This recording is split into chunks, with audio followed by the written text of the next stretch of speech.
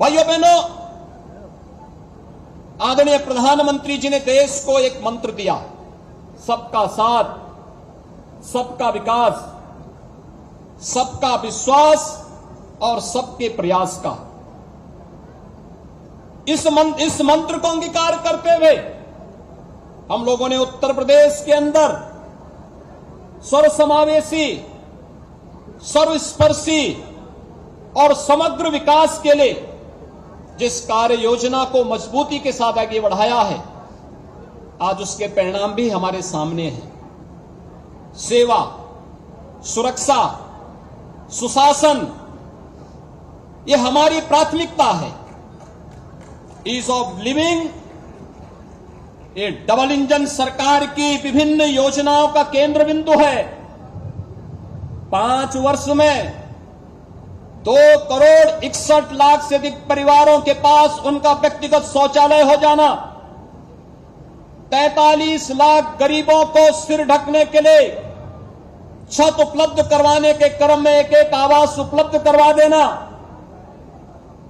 1,50,00,000 से अधिक परिवारों को जिन्होंने आजादी के बाद भी कभी बिजली नहीं देखी थी, उनके घरों तक विद्युत के निःशुल्क कनेक्शन उपलब्ध करवाने के कार्यक्रम को आगे बढ़ा देना, कोरोना कालखंड में 15 करोड़ गरीबों को निःशुल्क खाद्यान्न उपलब्ध करवाने की कार्रवाई को आगे बढ़ाना हो, या 10 करोड़ गरीबों के बीच में उन्हें आयुष्मान भारत या मुख्यमंत्री जन आरोग्य योजना के माध्यम से स्वास्थ्य बीमा का कवर उपलब्ध करवाने का कार्यक्रम हो, या फिर आजाद भारत में आजादी के 70 वर्षों के बाद भी ईंधन के लिए भटकने वाले लोगों के लिए प्रधानमंत्री उज्ज्वला योजना के माध्यम से 1,70,00,000 परिवारों को प्रधानमंत्री उज्ज्वला योजना के निःशुल्क कनेक्शन उपलब्ध करवाने का कार्यक्रम, ये सभी सफलतापूर्वक प्रदेश के अंदर लागू किए गए।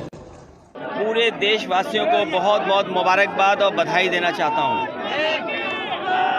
भारत की आज़ादी को लेकर के न जाने कितने लोग शहीद हुए, लोगों ने अपनी जान तक निछावर कर दी।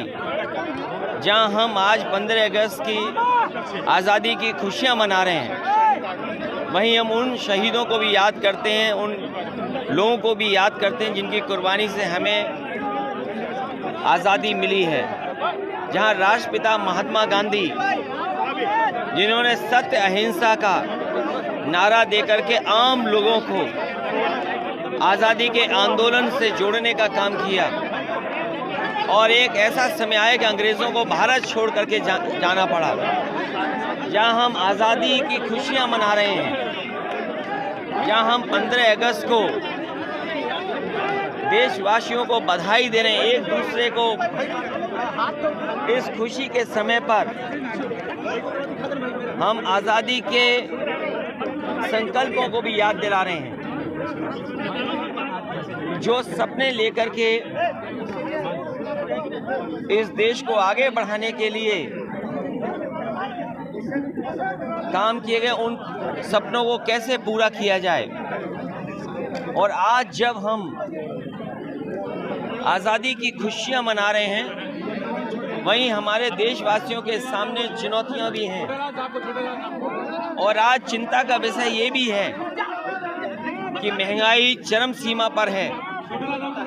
चिंता का विषय इस बात का भी है कि चरम सीमा पर बेरोजगारी है।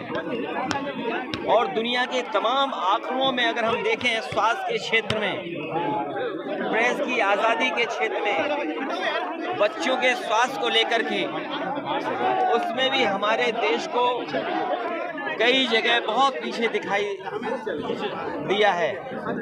जहां हमारे सामने चुनौतियां हैं, वहीं चिंता का विषय है कि हमारा देश दूसरे देशों के मुकाबले कैसे आगे बढ़े।